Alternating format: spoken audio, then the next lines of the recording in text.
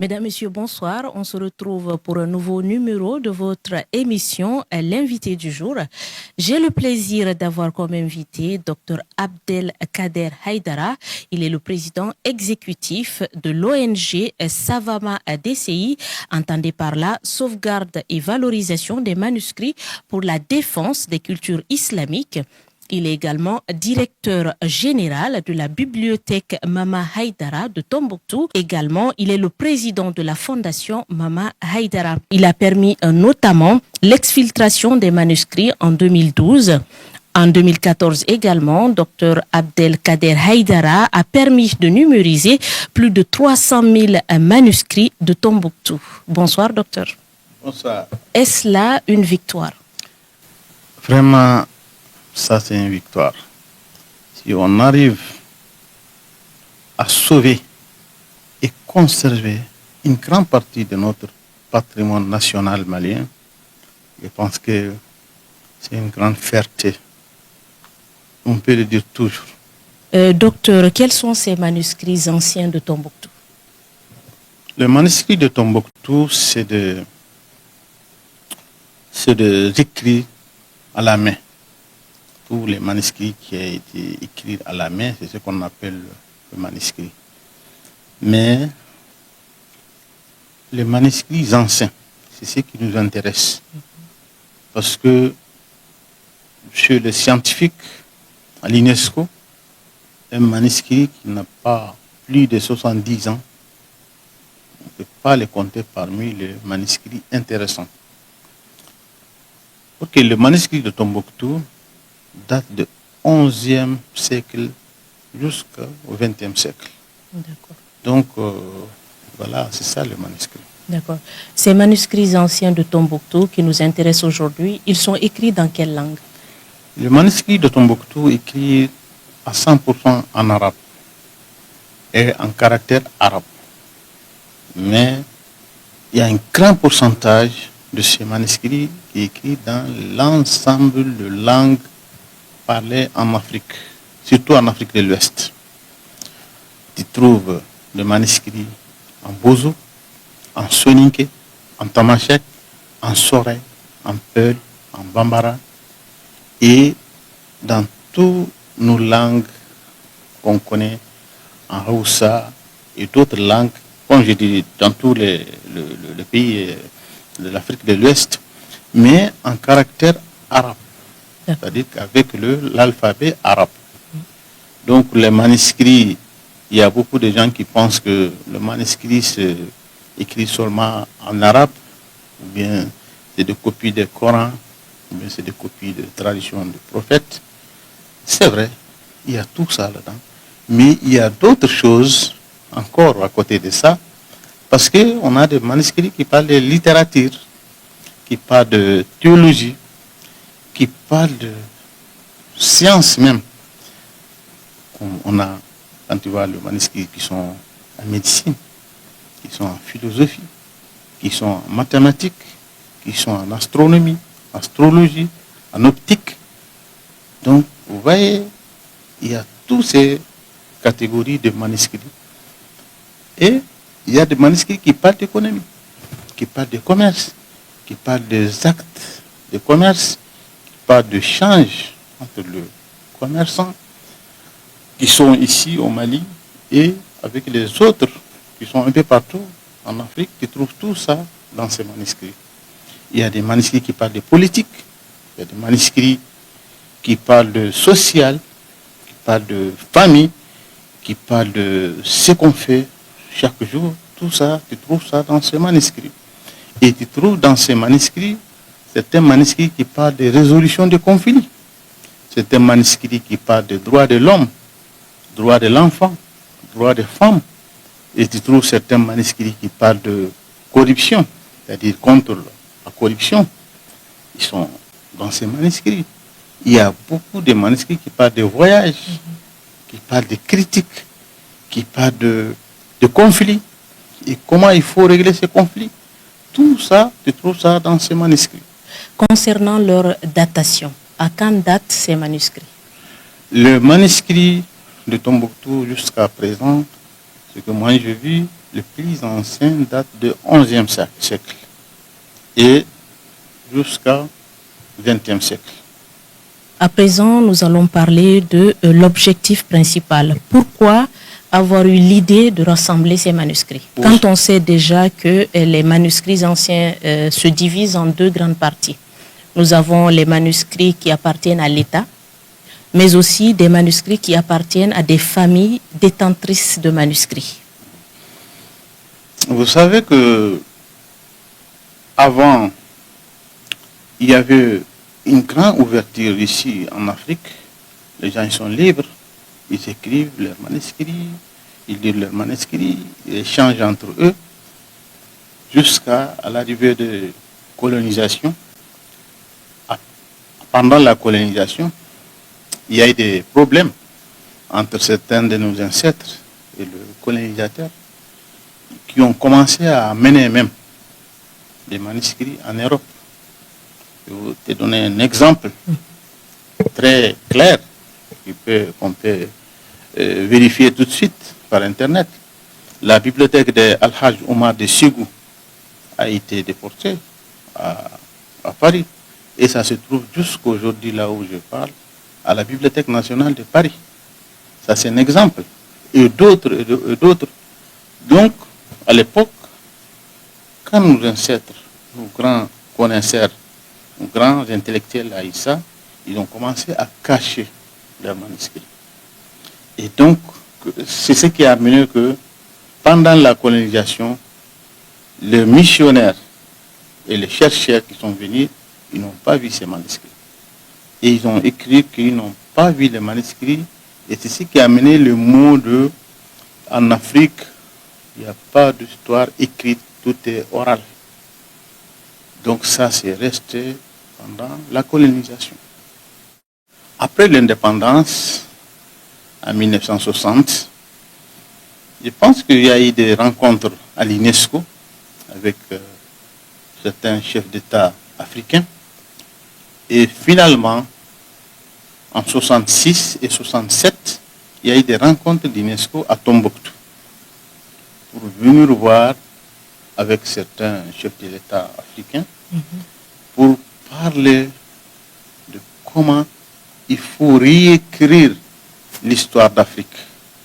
Et dans cette idée, comme il y avait certains grands intellectuels de Tombouctou qui ont parlé des anciens manuscrits. À travers ça, on peut avoir beaucoup de choses qui vont nous aider à réécrire cette histoire. Donc, quand ils ont parlé de ça, il y a eu l'idée de créer un centre de collecte et de conservation de ces anciens manuscrits qui sera à Tombouctou. La création est venue de cette rencontre-là. Donc en 1973, ça a été officiellement inauguré le centre de collecte et conservation des manuscrits à Tombouctou.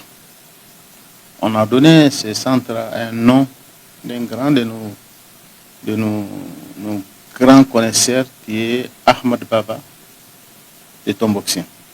Donc c'est ça le centre Ahmad Baba de Tombouctou que vous avez entendu.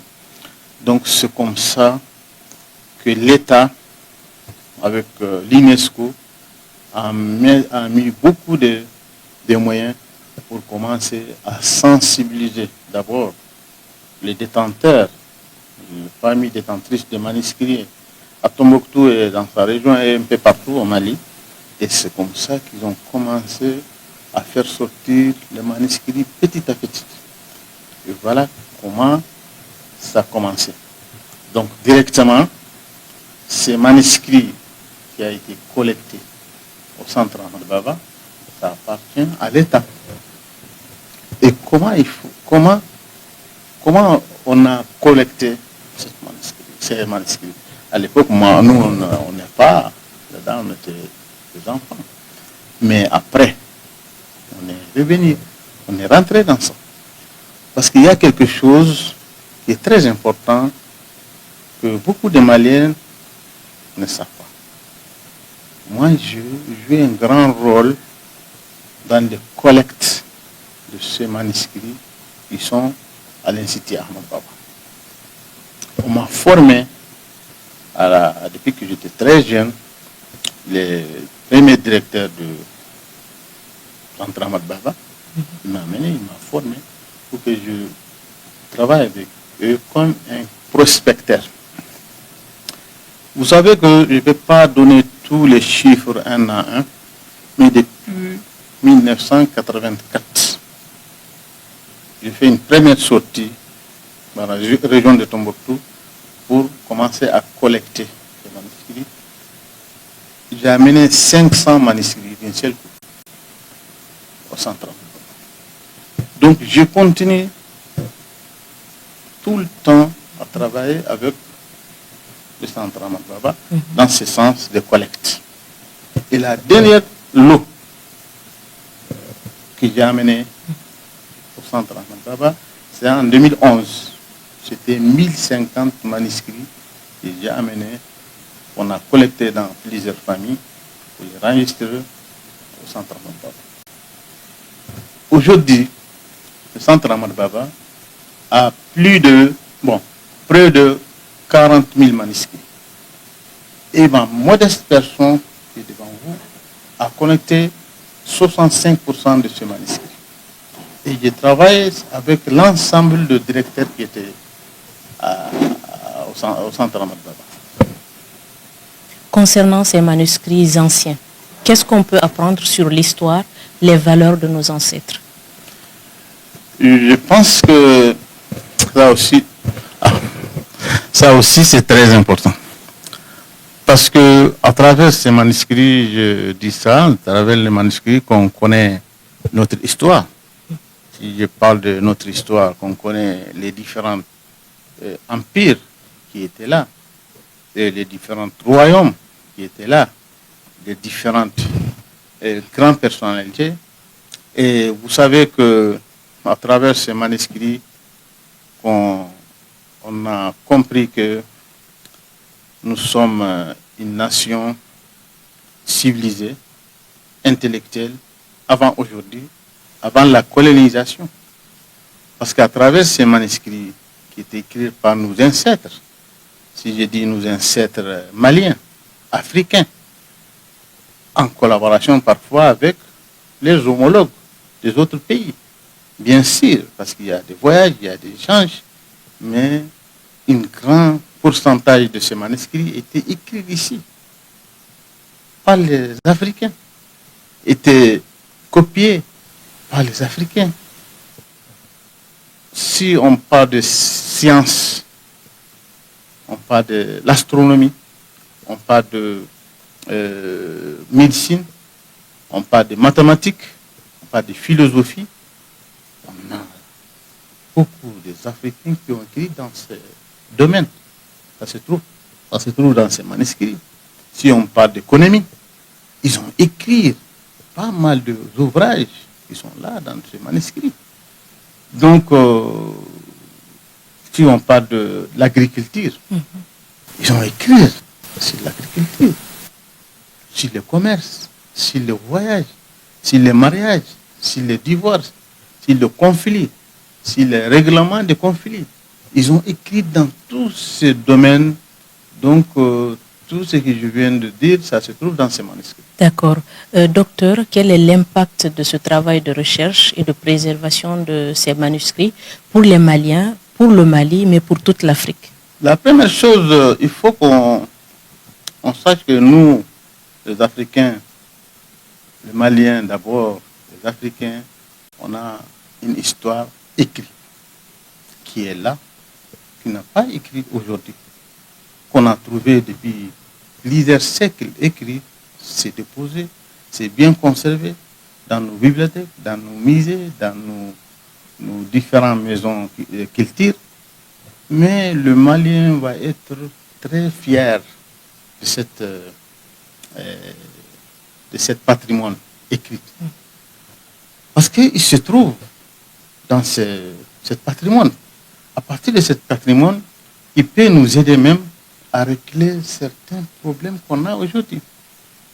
tous ces conflits, tous ces problèmes, tous ces événements, si on se réfère à certains de nos manuscrits écrits par nos ancêtres, c'est sûr qu'on peut trouver beaucoup de solutions qui est là, cachées presque parce que les manuscrits ne sont pas vulgarisés, ils ne sont pas traduits en français pour que tout le monde ait accès à ces manuscrits. On a beaucoup de solutions de nos problèmes qui est dans ces manuscrits. D'accord. Parlant à présent des personnes derrière ces manuscrits anciens, qui sont ceux qui ont écrit ces manuscrits? Les manuscrits étaient écrits par le Malien et par les Africains.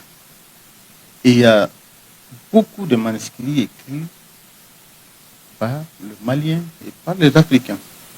Comme je l'ai déjà souligné ça. Il y a des manuscrits aussi écrits par les autres, par les Andalous, par les Maghrébiens, par les gens de l'Arabie, un peu partout. Parce qu'à l'époque, il y avait une grande ouverture, il y avait des échanges.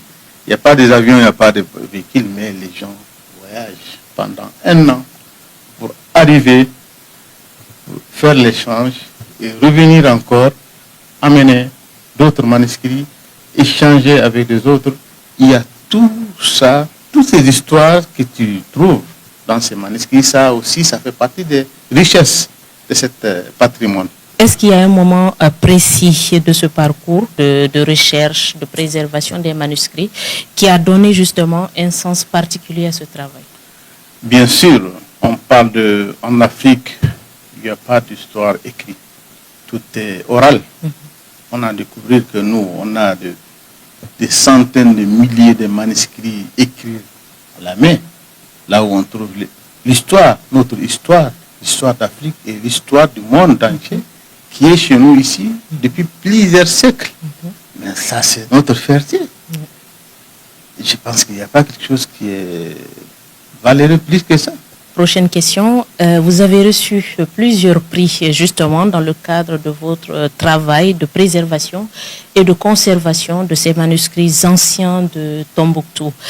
Quel sentiment vous anime à chaque fois que vous recevez un prix? Ça, c'est une bonne question encore. Vous savez que le travail qu'on fait, le travail intellectuel, le travail de recherche, c'est un travail qui est très, très, très difficile, parfois très, très délicat. Surtout ici en Afrique, chez nous, au Mali, et partout, c'est très, très difficile. Mais chaque fois que je reçois un trophée, un prix, ça me donne du courage de continuer. Ça m'a mené à beaucoup aimer ce travail, chaque fois. Continuez-vous toujours ces efforts avec l'État?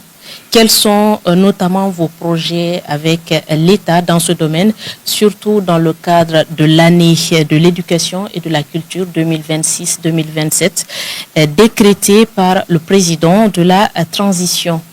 L'année 2025, parce que je vais commencer par ça, parce que c'est commencé depuis l'année 2025, qui était l'année de culture à travers le président de transition, et l'année 2026-27, qui est aussi l'année de l'éducation et culture. J'ai continué à travailler encore avec l'Institut Ahmad Baba, à travers le ministère de l'Enseignement supérieur, et on est en train d'amener des grands projets pour encore collecter les manuscrits, pour encore sensibiliser les détentrices de manuscrits, pour que l'Institut Ahmad Baba, peut-être d'ici 1 an, 2 ans, ils vont avoir plus de 100 000 manuscrits. C'est ce qu'on est en train de discuter avec le ministère de l'Enseignement supérieur. Ça, c'est quelque chose qui est très important. Maintenant, nos projets. Vous savez que le ministère de la Culture nous a accompagnés depuis au début, jusqu'à maintenant. Et vous savez bien qu'on a beaucoup de manuscrits ici, des centaines de milliers de manuscrits qui sont là. Quand on est arrivé ici en 2012, on avait des partenaires qui nous ont aidés à prendre en charge de stockage de ces manuscrits. Mais après, quand tous ces projets finirent en 2020, et maintenant, on est parti voir 2021, on est parti voir encore le ministère de la Culture pour les informer que maintenant, il faut nous aider à prendre en charge ces maisons de stockage. Le ministère de la Culture nous a pris en charge toutes les charges de ces maisons de stockage, et puis certains personnels même, pendant 1 an. Après, le même ministère de la Culture nous a donné de grandes salles pour le stockage en tout cas de 60% de ces manuscrits, ils sont en charge du ministère de la Culture jusqu'aujourd'hui. Il y a une partie, bon, nous aussi on a cherché d'autres partenaires comme docteur Mohamed Ben Sultan l'émir de Sharjah, qui nous a pris cette partie-là aussi jusqu'aujourd'hui. Mais on a des grands projets avec ce ministère de la Culture. Parce que on a beaucoup réfléchi pourquoi ne pas avoir un grand centre de conservation, mais surtout de restauration de ces manuscrits de Tombouctou, du Mali, d'Afrique même de l'Ouest, dans un grand centre de restauration des manuscrits. Et on a nommé ce centre à l'hôpital de manuscrits, qui sera une vitrine, Inch'Allah, peut-être dans quelques mois, ici à Bamako. Et ça sera un complexe qui est pour savamment DCI, mais aussi pour le ministère de la Culture. Pourquoi? Parce que là où on va construire ce joyeux centre, c'est l'État qui va nous donner l'endroit là où on va construire. Donc ça sera toujours pour le ministère de la Culture. Mais l'exploitation, ça sera pour nous. Et on a trouvé déjà des financements des banques mondiales à travers leurs représentants qui est projet de restauration de terres dégradées ici à Bamako, qui est au ministère de l'assainissement. Donc ça, c'est un projet qui va faire bouger les choses pour que nos manuscrits seront restaurés, seront conservés ici au Mali, même le pays, nos voisins de l'Afrique de l'Ouest peuvent amener leurs manuscrits pour les soigner, pour les conserver, pour les restaurer ici au Mali. Docteur Abdelkader Haïdara, avez-vous travaillé avec l'ensemble des détenteurs de ces manuscrits anciens de Tombouctou? Oui, bien sûr. Parce que si on parle de conservation des manuscrits, il faut avoir un bon environnement pour bien garder ces manuscrits. Donc ça nous a donné l'idée de construire une bibliothèque pour chaque famille détentrice de manuscrits. On a commencé à construire des bibliothèques de manuscrits en 2000 à Tombouctou. Après, on a continué. On a construit des bibliothèques en Songo, dans les régions de Gao et Gao ville même. Et dans les régions de Taoudeni aussi, on a construit des bibliothèques à Boujibaya. Et à Tombouctou, vraiment, à Tombouctou ville, on a plus de 20 bibliothèques qu'on a construites. Et à Ber, et à Dibla, et à Gundam, à Direi, et à Banikan, à Tonka, à Nyafunke, dans tout ça, on a construit des bibliothèques. D'accord. Et à Djedé, on a construit des bibliothèques jusqu'à arriver à Ségou. On a construit 3 bibliothèques à Ségou. Dans une La troisième bibliothèque n'était même pas encore inaugurée. On pense qu'on va l'inaugurer avec le ministère de la Culture bientôt, Inch'Allah. Concernant à présent la conservation physique de ces manuscrits anciens de Tombouctou, qu'est-ce qui a été fait à ce niveau? En réalité, on a parlé de centaines de milliers de manuscrits. Tous ces manuscrits ont été nettoyés. Tous ces manuscrits aussi ont été répertoriés et mis en boîte de conservation. C'est-à-dire que chaque manuscrit, ou quelques manuscrits, mis dans une boîte qu'on fabrique nous-mêmes. On a formé des équipes sur place qui fabriquent ces boîtes, et ces boîtes fabriquées avec des matériels neutres, non acides. Donc tous ces manuscrits étaient stockés dans ces boîtes de conservation et sur les étagères. Ça c'est fait déjà. D'accord. On a parlé de conservation physique. Maintenant, la conservation numérique, où en êtes-vous? La conservation numérique aussi, comme on a commencé même par ça, parce qu'on a commencé à faire la numérisation de ces manuscrits depuis 2014. Et au jour d'aujourd'hui, on a dépassé 300 000 manuscrits qui ont été déjà numérisés. Et toutes ces images sont stockées sur les disques durs dans les différents supports informatiques qu'on a. D'accord. Et qui vous a aidé justement dans ces travaux de numérisation? La numérisation, en réalité, on a des partenaires, 3 partenaires particuliers.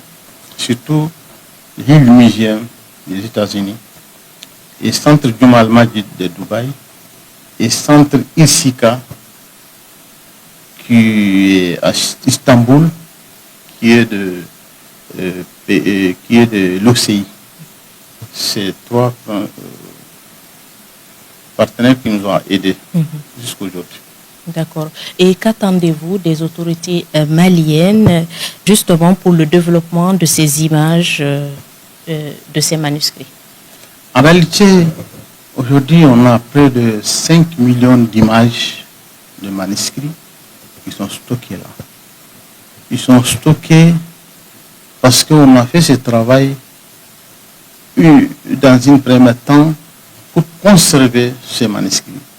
Parce qu'on a vu qu'un manuscrit qui brûle, c'est une perte, on peut plus le récupérer. C'est ce qui nous a poussé, c'est ce qui nous a donné du courage à faire la numérisation de l'ensemble des manuscrits pour les sauver. On a une copie par-ci, par-là, pour le bien garder.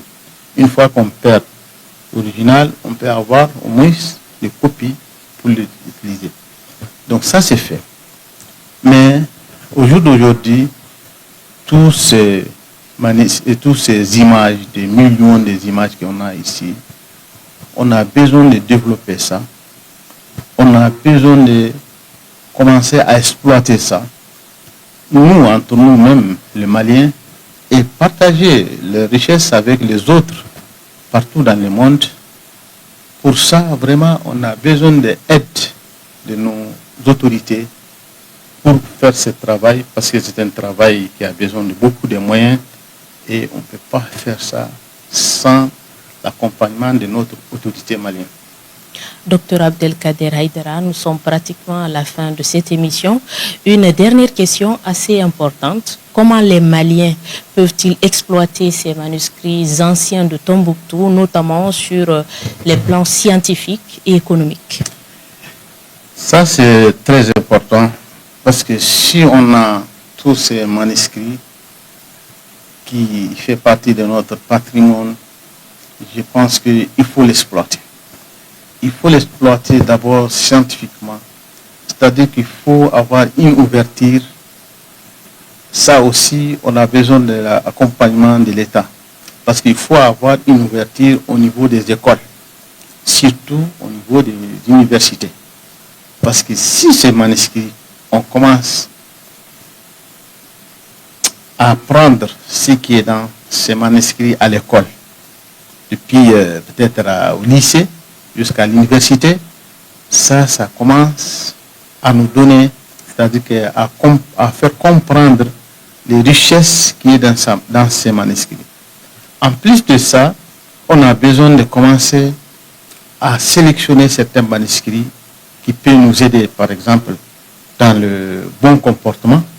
On a besoin de manuscrits qui parlent de résolution de conflits, qui parlent de culture de la paix, qui parlent de cohésion sociale, qui parlent de politique, qui parlent de bonne gouvernance, etc. etc. Tout le monde sache qu'on a une richesse ici qui peut nous aider intellectuellement à développer ce qu'on est en train de faire. Et l'autre côté, il faut créer ce qu'on appelle les industries culturelles. Industrie culturelle, c'est valable à dire industrie des livres.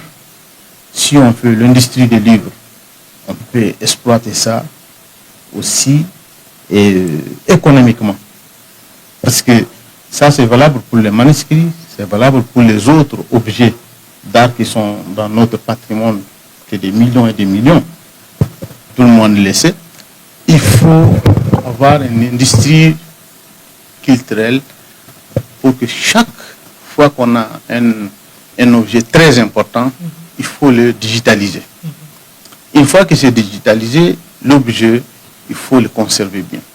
Et ce qu'on a digitalisé, c'est ce qu'il faut multiplier sur certains supports et le vendre ici et un peu partout. Et c'est ce qui va amener une richesse pour bien conserver notre patrimoine. Et ça, c'est valable pour l'ensemble des patrimoines et c'est valable aussi pour les manuscrits.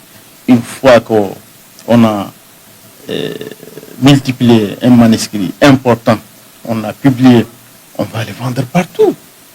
Et l'original est là, c'est bien gardé, mais c'est comme ça qu'on peut avoir des richesses pour bien conserver nos manuscrits, pour bien participer dans la construction de notre pays. Dr Abdelkader Haïdara, merci beaucoup d'avoir accepté de répondre à nos questions. Merci. Voilà, je rappelle que vous êtes le directeur exécutif de l'ONG Savama DCI, qui veut dire la sauvegarde et valorisation des manuscrits pour la défense des cultures islamiques. Vous êtes également le directeur de la bibliothèque Mama Haïdara de Tombouctou, mais aussi le président de la fondation Mama Haïdara. Merci beaucoup. Chers téléspectateurs, ainsi prend fin le numéro de cette émission Invité du jour. On se retrouve très prochainement pour un autre numéro de votre émission. Merci beaucoup.